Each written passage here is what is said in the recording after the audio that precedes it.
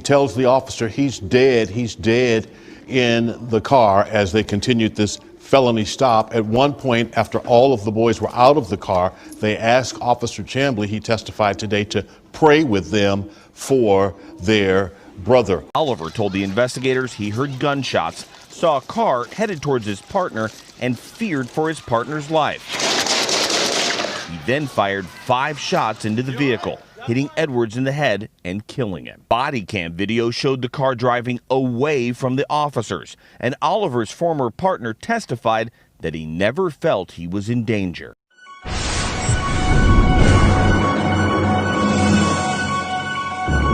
Hi, this is Eric J coming at you with street news. No, we ain't professional, and neither is this story. So look, 38-year-old police officer Roy Oliver was sentenced to 15 years in prison after shooting to death 15-year-old Jordan Edwards. So look, according to the reports, Oliver and another officer responded to a home after someone made reports of underage drinking. While in the residence searching for the homeowner, Oliver said he heard what he believed to be gunshots.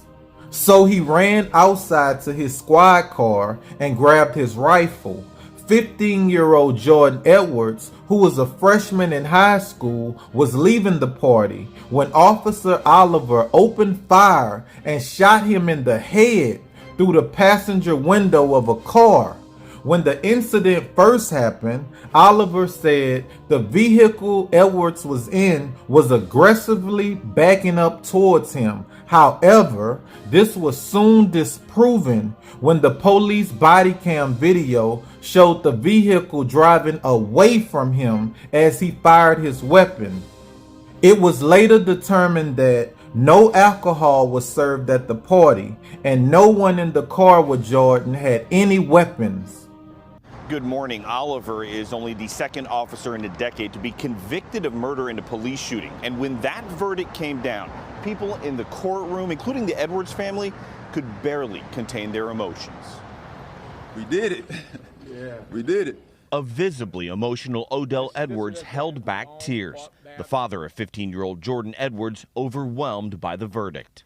We, the jury, unanimously find the defendant guilty of murder. After nearly 2 weeks of testimony, a jury convicted former Balch Springs police officer Roy Oliver of killing the unarmed teen. Body camera video from the night of the shooting shows Oliver and his partner responding to a loud house party. Oliver told the investigators he heard gunshots, saw a car headed towards his partner, and feared for his partner's life. He then fired 5 shots into the vehicle, hitting Edwards in the head and killing him. My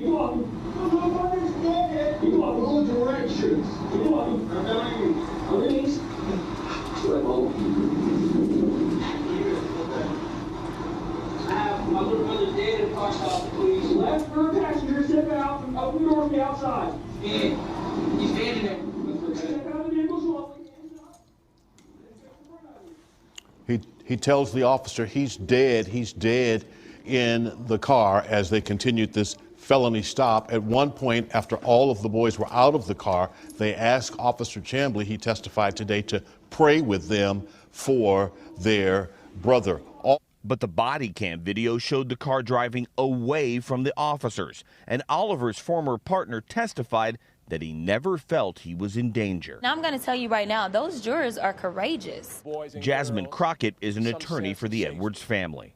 It was a guilty on murder, not manslaughter, not some lesser included, but on murder. So many times that you see on the TV that this has happened, and nothing ever happens. During Oliver's sentencing hearing, Edwards' stepmother, Charmaine, spoke directly to the jury. And I'm forever grateful that y'all seen it in your hearts to see that it was wrong. And I'm thankful. Because for once, I mean, it doesn't bring Jordan back, but we have some kind of closure. Listen, I salute that officer for getting on the stand and saying, look, we wasn't in no danger. We wasn't fearing for our lives. That car wasn't driving toward us. I didn't even hear any gunshots. I could respect that because he's being honest. And unfortunately, that's not something you get when you're dealing with police officers. So when I see that, I salute it. I respect it because I know it's not a lot of that going on. Jordan was 15 years old. He wasn't no robber. He wasn't no gangster. He wasn't no rapist. He wasn't no murderer. But he was still shot in the head by a trigger-happy police officer who swore to protect and serve the same neighborhood that he was terrorizing. The news reporter said, "This doesn't happen often. Police don't normally go to prison for shooting unarmed people." Well, maybe that's why it keep happening.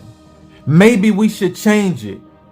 Maybe justice should be for everybody, regardless your skin color, regardless your occupation,